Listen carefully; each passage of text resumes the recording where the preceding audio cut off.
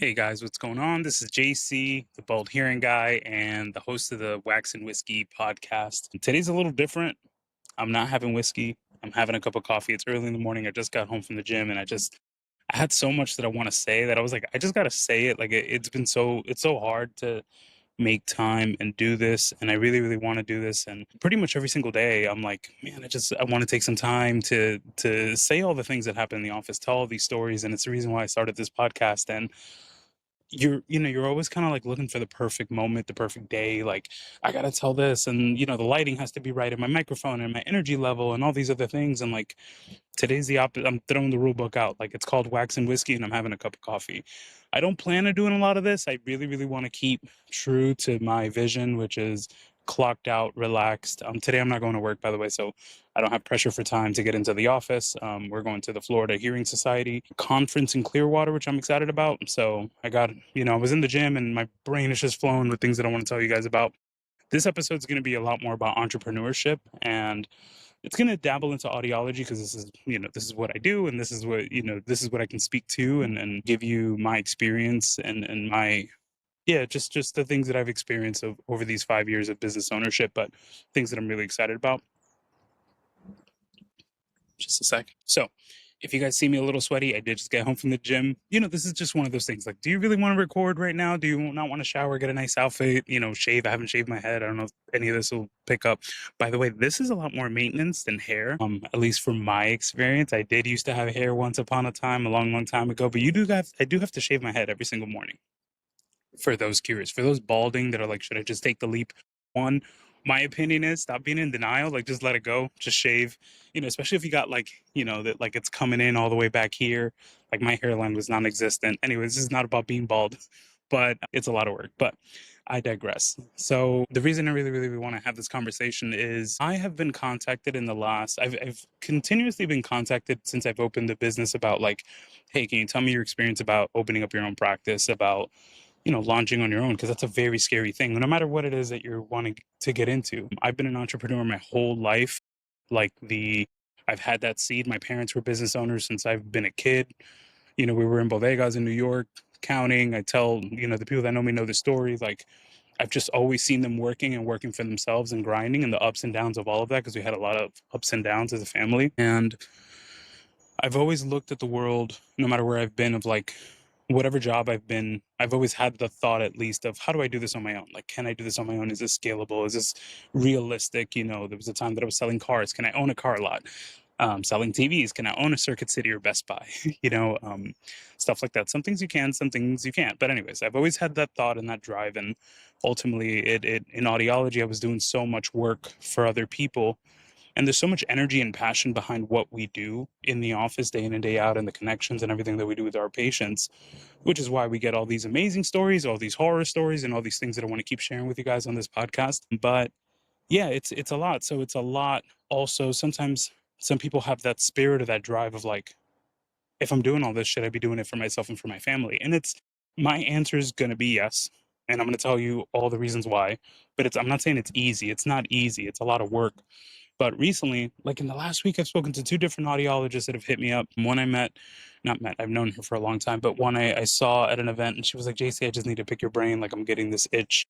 I want to do this on my own. I see what you're doing, and so many people that give me kudos for like on LinkedIn, on here and there, for growing this, not just like our social media presence and stuff, but like in my community, I'm growing, and I'm so appreciative for it, and I love it. And I could see it. We have patients that come in now that are like, oh, I saw you, I've seen your online stuff, and I had someone recently that drove from Fort Lauderdale like 2.5 hours to come see me. And, I'm not saying that braggadociously or anything like that. I'm extremely happy, humbled that's a thing, right? And but other people see this, right? And other people start to see, like, damn, he's having a good time doing this, and I really, really am.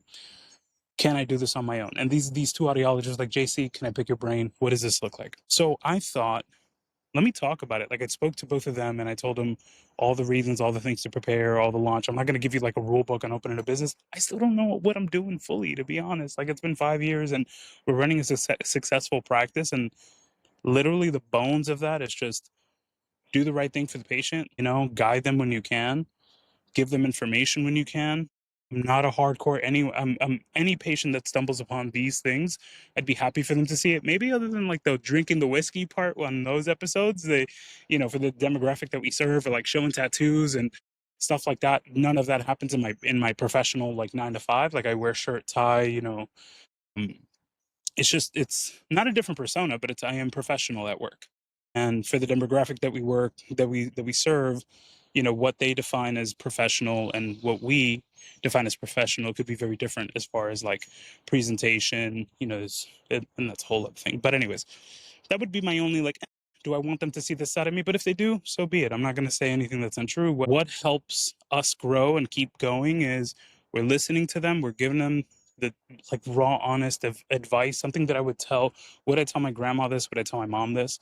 People feel that, and people can also feel when you're at a company that is very performance driven.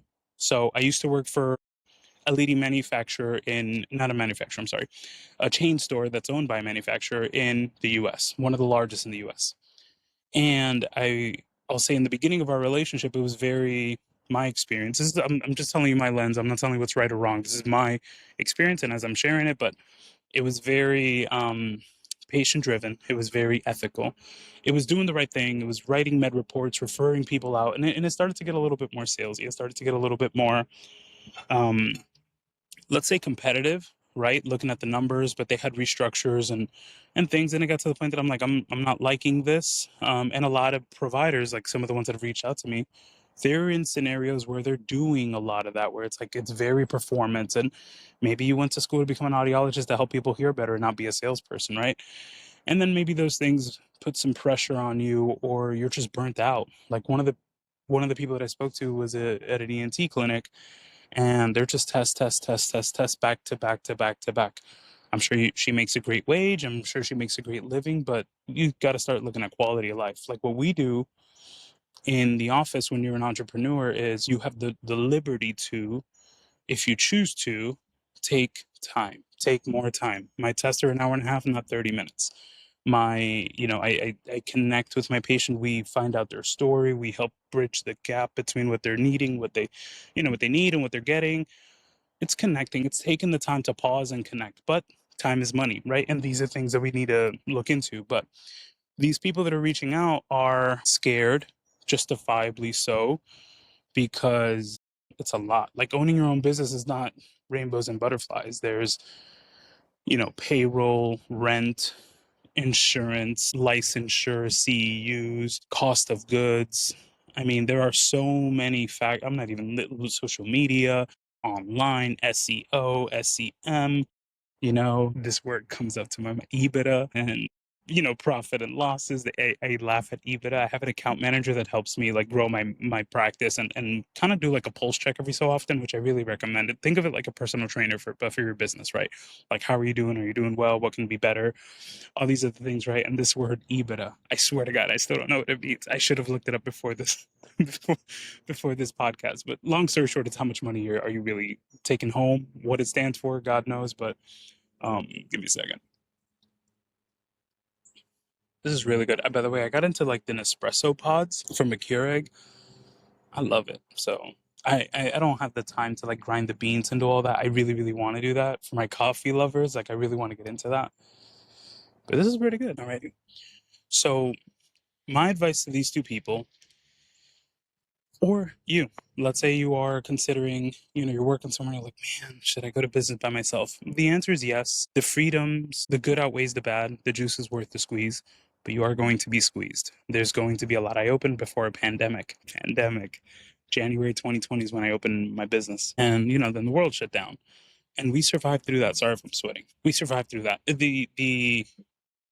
If you're gonna go into this, and I'd be happy to have one-on-ones with anyone that's watching. This is gonna be like a loose, kind of broad.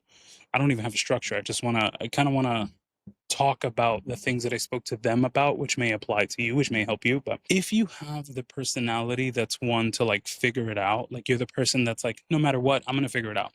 Like I'm gonna go. You have to have a go-getter. You got to have a I'm gonna figure it out no matter what way of thinking mentality. That's been me. That's always me. That's been me. Anyone in my circle could tell you I've been that since before audiology. I'm always that person. And I love that about myself. Like that's a trait that I would say is a no, I don't see that in a lot of people, in everyone. So, I reflect back and I was like, that's a good quality. I'm not saying I'm perfect. I got a bunch of bad qualities, right? But I've always had that. And there's so many curveballs and obstacles that you will jump through, that if you are the complainer in life, if you are the person that, like, everything has to be handed to you, or you need the rule book and I need the step by step by step by step, don't do it. Like, this is where, and it's okay to, like, work for somebody else. Like, I hope to grow my practice and have a staff and have team. I'm really focused on my family, and that's why I'm not adding more to my plate professionally right now. This is an active decision that I make, and actually, my wife helps me make, because if it were up to me, we'd have 3 to 4 offices and providers and everything right now. But I need that anchor. But that's just because that's the way that I'm wired, and I want to grow, grow, grow. And she's my anchor to say, hey, spend some time with the kids. I'm off today, tomorrow. We're going to a conference. We're going to be on the beach. We take vacations, more vacations that I've taken since, you know, when I used to work for somebody else. I'm actively taking time. I take days off and I love it. Um, I actively make time to be with my family because my little girls are 3 and 1.5 right now. 3.5 and 1.5, not even 1.5 almost, but we're not going to get these days back. And who cares about revenue when you've lost all this time? So, I get to do that. If you have a family, you get to do that as a business owner, but it's a choice. All right. So if you're like that person that's like everything has to be handed to you, like, this is where working for someone is a pro. It may be a pro in your life, and there are people that are designed to build businesses and build the platform for others to come in, and maybe their role, and it's not like it's lesser or anything like that. Like that, it's completely okay to be someone that is satisfied with earning your wage, doing the things that you are assigned to do. Like, you need a specific task list. You do this task list. If you do it well, you get promoted. If you do it well, you get wages. And people really thrive off, like, going up that ladder. And that's okay. Like, sometimes I have the conversation with my wife, and she's like, not everyone could be like an entrepreneur and think the way that you think and do all these other things. And I'm like, you know what? I've learned a lot by that, because there are times that I'm like, why can't you just da da da da, with her, with whomever, right? And she opens my mind up a lot to that, and I can honestly say, like, that's okay. Like, so long as you are aspiring for better is my thing. No matter, you don't have to be a business owner. You could want to be the manager, the regional manager, the director, all these things. You can go up a corporate ladder. I just want people to strive. I just don't like when people just stay complacent in whatever it is that you do in life, that it's like, oh no, yeah, I make X amount of dollars and I'm happy with that. Like, no, get more. She says it's okay. People are content with that, and that's okay. People have different values and priorities. But if you are the person that everything is an issue, then I would say don't even consider entrepreneurship, because there are a lot of issues. There's always an issue. There's always a curveball. There's always a thing, and you do have to juggle chainsaws sometimes, and sometimes it's smooth sailing and rainbows and butterflies, and everything just works in your way, goes your way. So that would be number one. Like, kind of before you even think about any business, and you know what, I would say any trade where you are client facing, patient facing, because you could be, I don't know, let's say a graphic designer. You got to deal with anyone. I just want to paint or do something. I don't even know another analogy, because I don't even know that other side of the world, right? But if there's a business that you could not, maybe you're an IT person and you don't even got to deal with people, and you just got to sit down and code, or whatever that looks like, right? But I would say, if you are providing a service to people, there is always going to be an issue, and there's always going to be a thing that you have to address, and do it eloquently, professionally, and put your I don't want to say personality, but put your ego to the side, and do what's best for the person. And a lot of people just fold under that sort of pressure. And if you are that person, then I wouldn't. Then I would stay under the confines, the structures that an establishment. See, even then I'm saying comments. That a business and establishment has, because if that's going to give you quality of life, if your quality of life is like, I don't want to stress, like, I want to make a wage, and I don't want to live a stressed life, then don't go down this road. But if you are itching, it's probably because you have this other chip.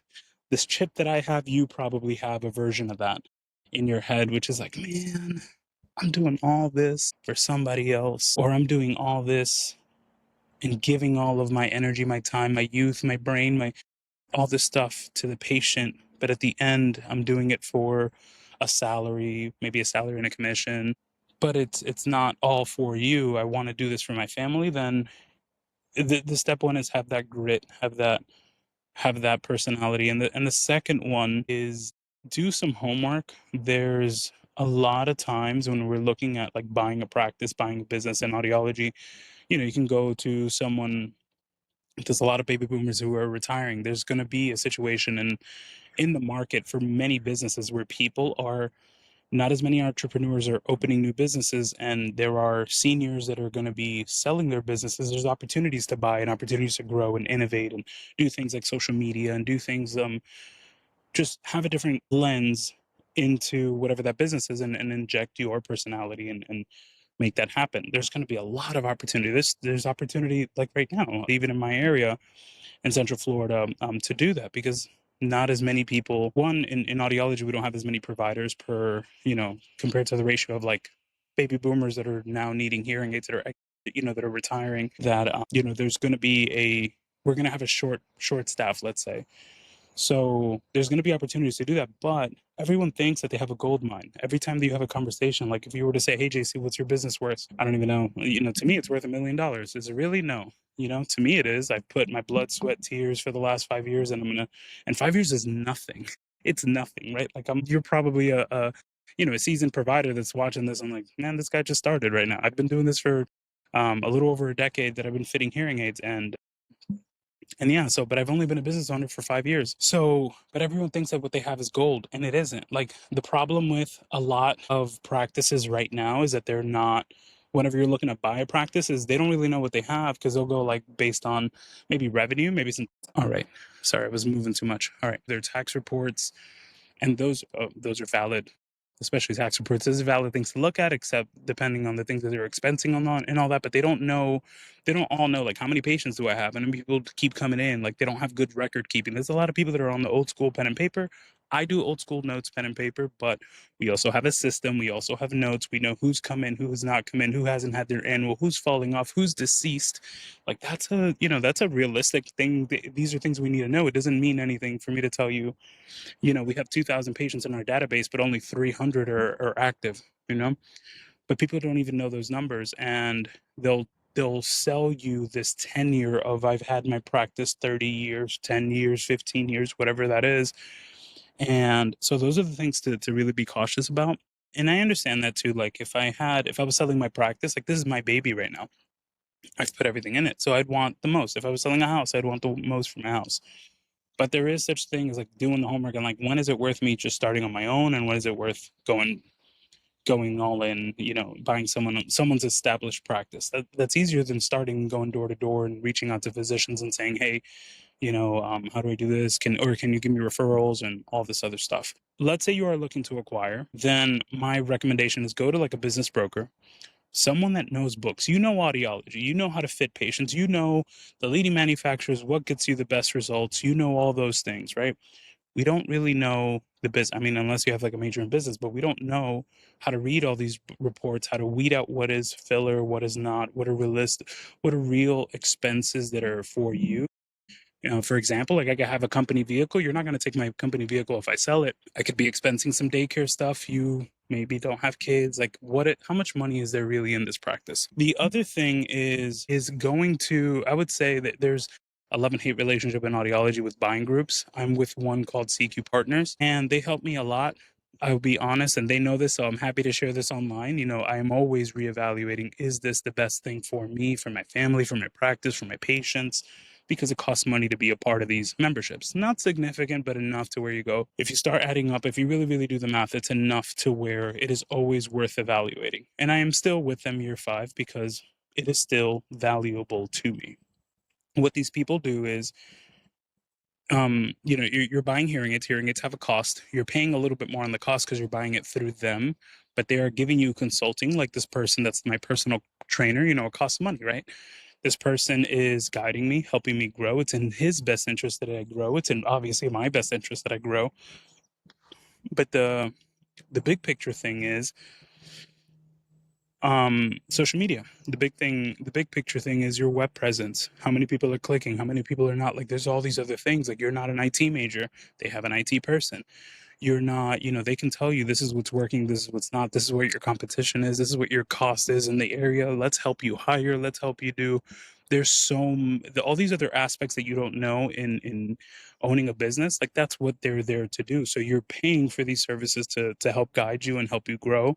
I think it's valuable. I think if you're starting from zero, if you don't know what you're doing, having a mentor of sorts, a coach of sorts, someone that you could bounce this ball back and forth with, and like, what do you think of this? This was a bad week, this was good. Yeah, your buddies can do that. Like let's say you're my friend, you could reach out to me, but it's just a vent session at some point. So yeah, so I'm not gonna go and like sit down and be like, hey, let's sit down and let's look at your numbers and do all that. Like these people will, because that's their business, it's their job to do that, right? So I would definitely consider that. And then there's loans with manufacturers. I preach, and I'll always preach, I'll always say this, I'll continue saying this. I'm going to do this hopefully until the day that I close my practice. And that is, I'm not going to sell my soul to one manufacturer. For example, I'm just going to say Oticon here to say a name. Oticon is one of the best hearing aids on the planet. I fit my grandma with Oticon. Like that should tell you. I have access to all the leading manufacturers. That's what I fit my grandma with. Resound, Starkey, all these guys, Phonak, all these guys are going to help you. They're going to be very, very, very invested, very interested in helping you. And that's through money, capital. So you ask them for $70,000 so that you can buy equipment and build your office out. They're going to tell you, okay, well, we can do a version of this, right? We could do 50% of the money that you need. We'll do it in what's called a unit commitment, meaning you're buying 10 units a month from us. You're paying a little more on the unit. That's paying off your loan. You're just agreeing to just buy these units from us. And the other amount, this is one structure of a loan, right? The other 35,000, we're going to do it in a traditional loan like a bank with an interest rate. You're paying, I don't know, $800 a month to pay off that loan. So with this, you've opened your practice. The issue that I have with that and why I would never want to do that is Oticon's amazing today. Oticon could be horrible tomorrow. Resound could be horrible. Resound has had ups and downs in their product. I mean, it's like a love and hate. Like there are things that are amazing. There's things that have sucked. Their new Vivia line, and this is tomorrow. I mean, you could be watching this next year and it's a whole different story, right? I had a very close relationship with a manufacturer who, if you've seen the other podcast where I was fighting about USA Audiology, Savantos, trying to do mail order hearing aids, and that's someone that my video didn't work in. I had a video issue, but anyways, that should be posted. But in that video audio podcast, this manufacturer has been lobbying and trying to sell hearing aids directly to the consumer, bypassing laws, they're trying to rewrite the book so that they can make more money, get into the end consumer, which is not in the patient's best interest. Forget about JC, forget about everyone else. I'm not going to go down that road because I already had a whole vent session on that. I've lobbied. I'm actually going to the Florida Hearing Society to probably join their board to keep fighting this fight against that manufacturer. This is a manufacturer that I've loved from the beginning of my career. And they have a really good hearing aid. I hate that because I wish they sucked, right? Like I really wish they sucked. They don't suck. They have some quality control issues and stuff, and they shipped, they have quality control issues, but they don't suck. But I now make a decision not to fit their product whenever I can because I'm literally giving money to the person that's fighting against me. And you don't have to do that. That's me. That's integrity. That's my morality. I think it's don't smile in my face and stab me in the back. And that's for anything. And that's literally what they're doing in Florida. Laughing in your face. We care about you. You're the provider. You're the one that helps us. You're the patient facing. We can't do this without you until we can. Right. So anyways, that's a whole other subject. Let me not go down that path. But here's what I'm saying. Let's say I had a loan with that person. I would be screwed. I don't want to say the other word that I'm thinking because, I'm keeping it casual, but maybe not that casual. But you know exactly what I'm trying to say. Completely. Because I would be paying interest. I'd be locked to selling their product. And now it stands against what I think is ethical, against what is morally correct. Like their moral fiber does not align with mine anymore. I'd be in a bad spot. Yes, I could sell the loan. Yes, I could do this and that. But anyways, don't put yourself in a box, right? Because you may have a patient that would do best in Phonak, and you're a Signia provider. or you're a Resound provider or Oticon or whatever. Having that flexibility to me is gold. And people that come in and you tell them, and I have them in my office, I have all of the leading, and they see I have all of them right here, like legitimate. I'll open my drawers. I have stock for almost all of them. I have them all there. I do not care. I legitimately don't care what hearing aid I put on a patient. I don't. Like, I don't care at all, at all, at all, at all. What I care about is the patient's happy. So I don't care who makes them happy. Just be happy, right? Because if they're not happy, guess what I got to do? I got to work more. Then I got to get new hearing aids, reprogram, do real ear, do all these things that cost money. Time is money. The price of the hearing aid didn't change. If I'm working harder to make you happy, that's not good for business, right? So I will choose the one that I think is best based on the script, based on the person, based on my experience with the hearing aids, what's good, what's bad, what's reliable, what's not. And I think that all providers should do that. Now, if you are locked into a corporation, let's say you're a Miracle, you're a Beltone, an Audibel, Sam's Club, someone that tells you this is what you got to do, then you have no choice. Then you cannot do that. So, step one, if you're thinking about going into business for yourself and you're under some practice that just does one, oh my God, the world's about to open up for you, because once you see all the other tech, network with other people, grow, like your horizons are going to expand. And it's a beautiful thing, because it just means it's better for the people that you're serving. Like, the more educated you are, the more you can come from a place of confidence and tell them, like, this is why, like, I have fit X amount of patients with these, or percentage of patients with these, and they really love this feature, they love that, and you speak from experience and not from a marketing book. People feel that, people know that. And most of my colleagues, they'll know, like, I'm building a little reputation for myself, and it's just because of that. Like, I do all of them, I go to all these presentations, I am pretty unbiased on who is, that I have favorite personalities that I like, but when it comes to the product, I have my favorites too. But I'm not the guy that's sitting here like, no, I won't do Starkey because I don't know, because once upon a time, I had a bad experience. I've actually said that about Starkey before, and I continuously, year over year, go do education. I had a bad experience in the beginning. We're doing a whole lot more Starkey now, and I didn't before, because even though I've had shortcomings, and I've had them with every single manufacturer, because no one is perfect. And, there's things that have not been perfect. It's never enough to be like, I'm never fitting their product that's trash or anything. You got to keep an open mind and be flexible and see what's out there. Like, that's what's in the best interest for the patient. So I would say, do not lock yourself to one manufacturer unless you must. But even buying groups, like, they'll give you loans and let you buy all from all manufacturers. So you're not locked in. So I would consider that before you go just with the manufacturer. But I know a lot of manufacturers have training and development and support too. So I've never experienced that side of it. So I won't say that's a bad thing either. I just don't like the idea of doing 80% of one manufacturer. I think that is biased. Then in your recommendation to the patient, I think that even if they have a great product for 90% of the people that you're seeing, there is bias in there. There's no way in my mind. I'm not saying I'm right. This is the way that I think. There's no way that even if, they have a really, really good product for Mrs. Smith, that you not even considering, let's say your Resound loan, and you don't consider Oticon because you just don't have a loan with them. I think that that's not right. I don't think that that's in the best interest of the patient. Even if Resound would have been the pick if you had them all, you should consider them all. And if you have a loan with one, you're not really giving the time of day to the other manufacturers, fitting them, going to their continuing education, really learning, really digging deep. Because a lot of these you got to learn, right? Because you're not. Because why would you? Like, it's you have a loan, you have a commitment. Anyways, I'm gonna digress and get off of that, but that's mainly my thing, is be open, have all of them, look for the ones that are going to give you the most support. When it comes to loans, that depends on your credit. There's SBA stuff. You could do like your own loan. So to tell you, I started with personal credit cards. I didn't even have a loan in the beginning. I must have spent like 15 grand, maybe 15 to 18 grand in equipment. I mean, I was ready to open. I had an opportunity. I saw a space. I knew that I wanted to do, and I dove in. My wife and I were on the way to Thailand. This is before having kids. She could tell you on that plane ride, I was drawing up a business plan. But I had seen a place. I already knew that what I wanted to do. I saw a good opportunity. Thank you to Reshma, by the way. Reshma, I don't know if she's in Florida anymore, but she told me about a practice that had closed in my area and kind of said like, oh, you should go check that out.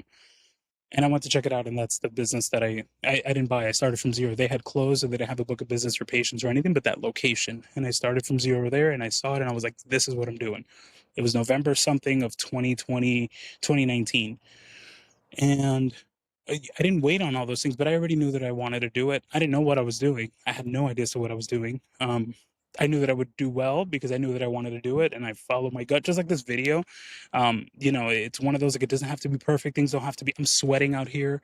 Not everything has to be perfect. Just do it. Just go and do it. Like, but that's me. I knew that I wanted to do it, and I dove in, and I was like, I'm gonna figure this out no matter what. And thankfully, I have. I eventually got a loan. I did pay myself back for the things that I paid on personal cards and doing all those things, but it wasn't a loan that was tying me down to certain manufacturers. But you buy your equipment, buy used equipment. By the way, Facebook Marketplace, not Marketplace, I'm sorry, I take that back.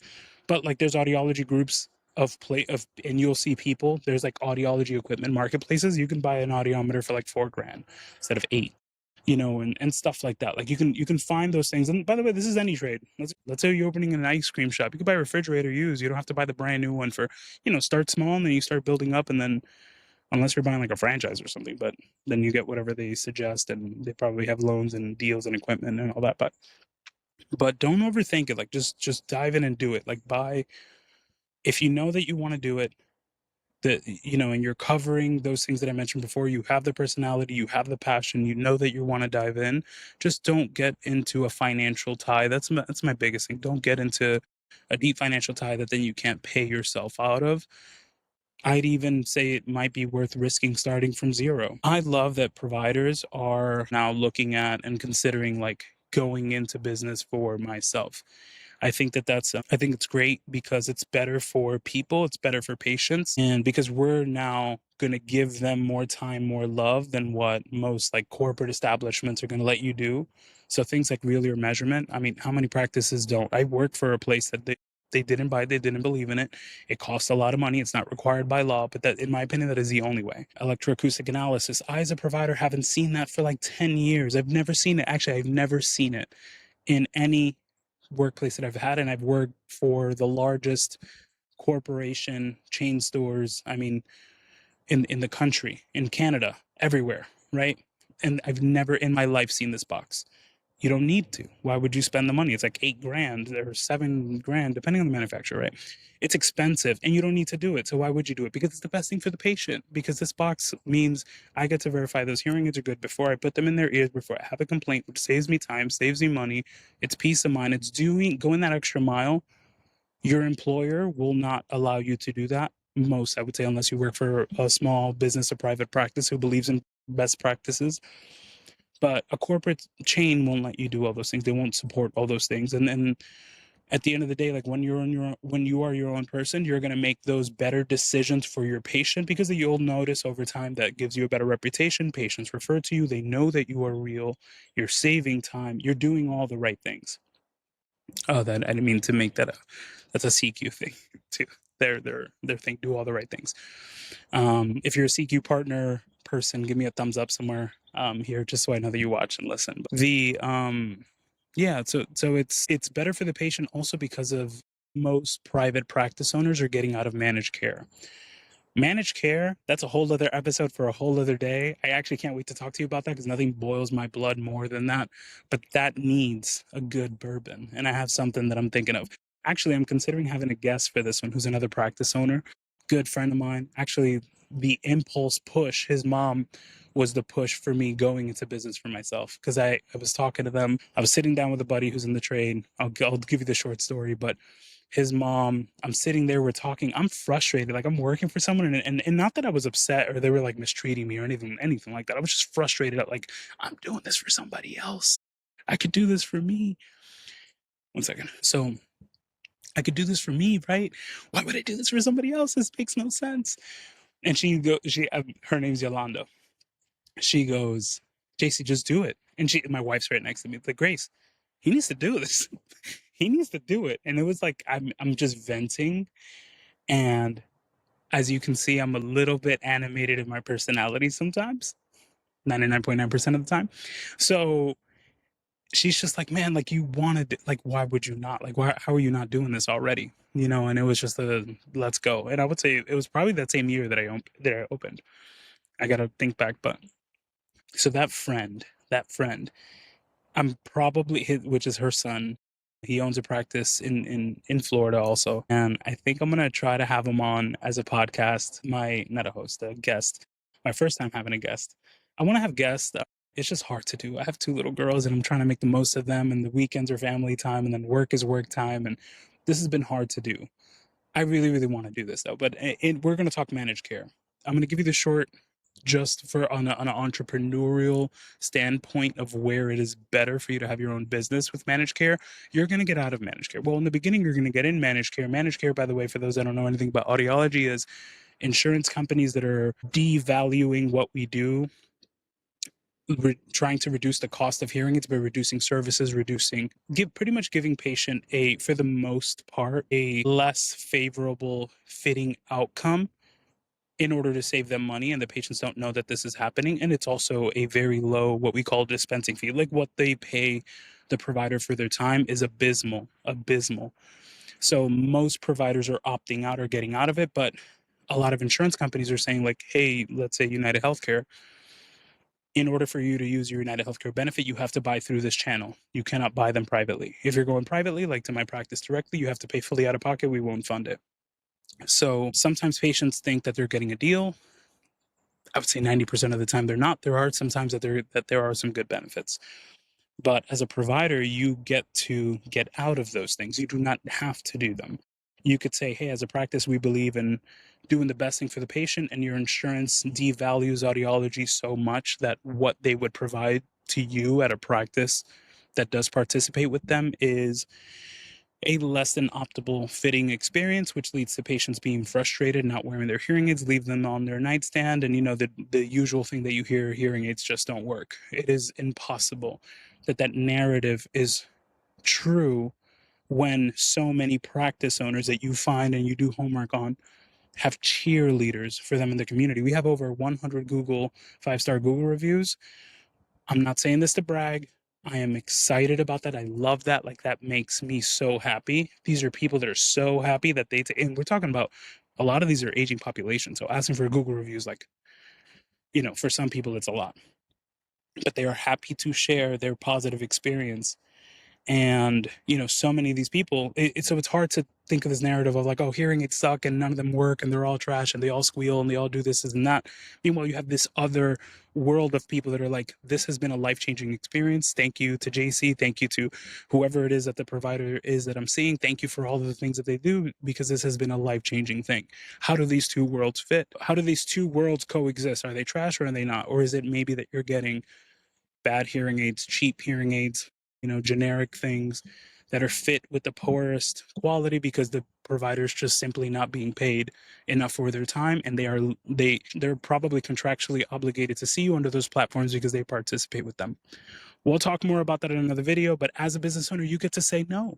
You get to say no. And I've been saying no to a lot of these plans. I'm not out of all of them, but that is my business goal because I believe in best practices. And, you know, there's no way that what they pay us for our time justifies the amount of work, love, energy, commitment that we're putting to do all of the right things for the patient, which are the best practices. So the gist, because this is going way longer than I thought that it was going to go, and I don't want to have a 1-hour podcast talking to myself. There's a lot more that I can say. Connect with me, guys, if you're looking. If you privately, if you don't want your employer to know, if you're just like, JC, here's my situation, what would you do in this one? I'm no expert. I'm no guru. I just follow my gut, and I follow it, and I'm very passionate. And if you share that passion, we should be friends. We should connect. If you are someone that's going down that road, coming from love, you could be scared. I've been scared. Like I've been scared even this year of my business. Like there's always ups and downs, right? But if the good outweighs the bad, if you really, really want it for the right reasons, this isn't I'm going to get filthy rich. I'm not filthy rich. You know, I feel like, yes, we've made good money I'm talking about as a family, not as a business, in our practice, and you can make a good living.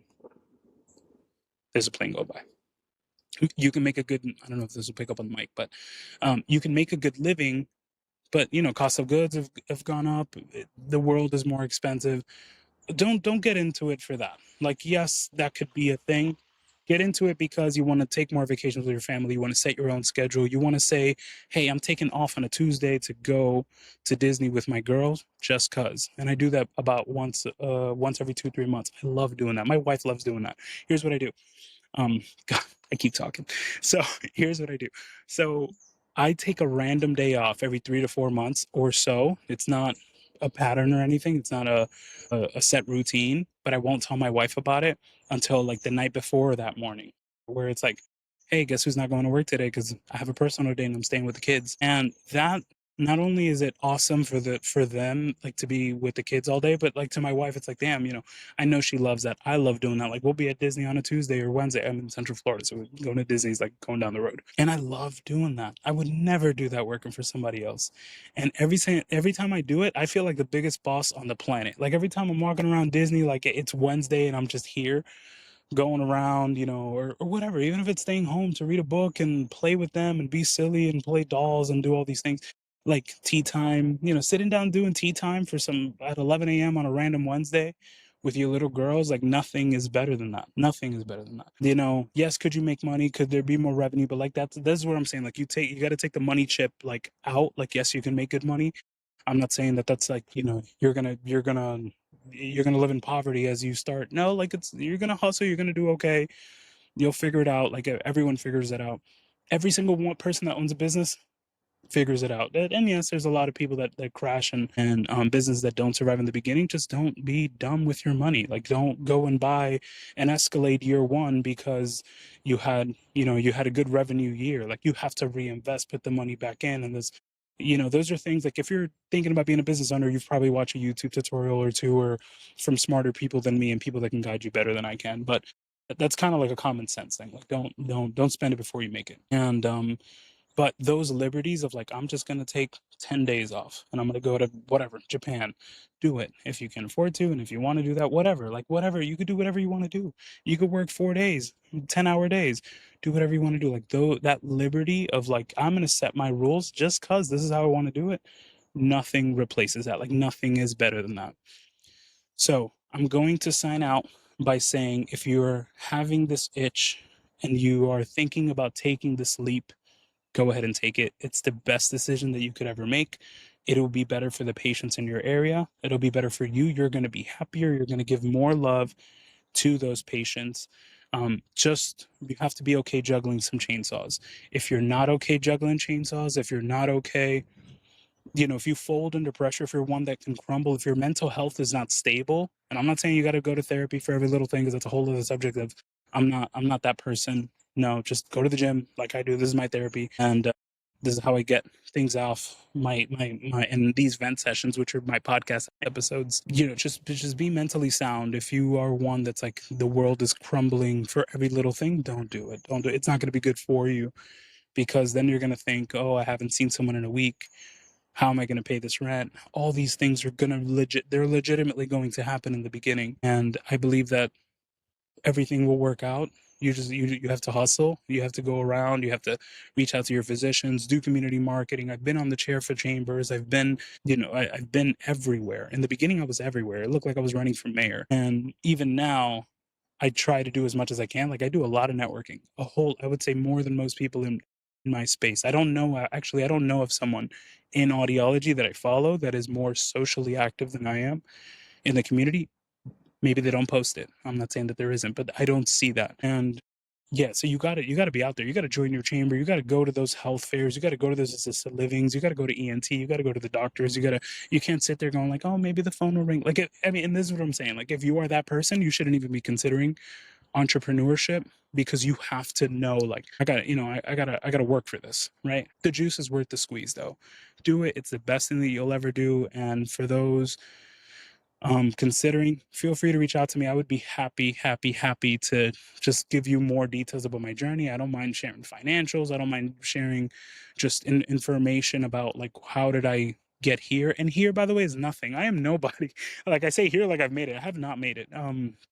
We're profitable enough as a practice to where I see more growth. I see more. I'm excited about our future, but Oh my God, I'm a one provider office with my wife and a PCC. Like we're as small as it gets. There's so many people much more successful. There's people that I aspire to be more like. There's people that I actually want to sit down and have a talk maybe on a podcast of like how did you get the culture and the tenure that they have and the party that it looks like it is inside of your business and not just like a boring employer. Like I aspire to have all these things, but I'm really really happy where I am at, and I know that I'm going to get there. Like I just know it. The Can you hear those birds? I don't know if that'll come into the mic. If you hear me through hearing aids, step outside and hear that in real life. It is beautiful. Or if you're hearing that in general. But all right, guys, I'm going to sign out. Thank you. This is a random episode. Thank you for being on Wax and Whiskey. I have a lot of fun content. I just need to chisel out time to do more of it. And yeah, you guys have a great rest of your day. And remember, the juice is worth the squeeze. Take care, guys.